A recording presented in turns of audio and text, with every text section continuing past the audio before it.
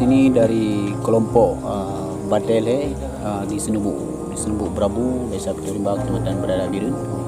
Di sini kami memiliki jumlah anggota lebih kurang 48 orang sampai saat sini yang anggota tetap. Yang kesemua anggota itu melakukan penanaman kakao dengan variasi jumlah luasnya, Pak. Saya sendiri mempunyai luas lahan kakao ini lebih kurang 2 hektar dengan jumlah batangnya kurang lebih dari 1.600 batang. Yang saat ini sudah memasuki masa produksi. Biasanya kami melakukan pemaneman setiap 10 hari sekali. Itu seperti yang kita lihat ini memiliki penghasilan jumlah kilo bibit lebih kurang 150 kilo, 100 kilo. Kalau tapi ada juga dia masa trek itu sedikit menurun, mungkin setiap minggu atau 10 hari sekali itu cuma mendapat 50 atau 60 kilo per minggu atau 10 hari.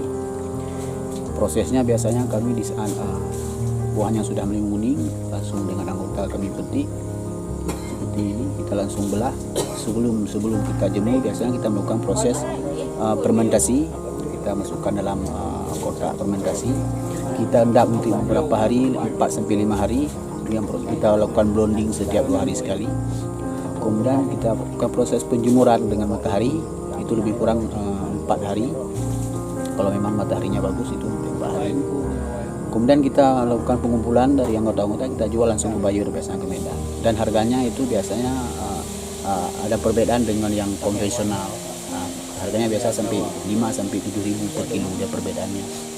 Ini menjadikan kami di sini menjadi perhatian kami bahwa ada perbedaan harga ini menjadi semangat kadang-kadang bagi anggota. Saat ini luas lahan di sini lebih kurang dari 58 hektar dari semua anggota kita di sini yang ada.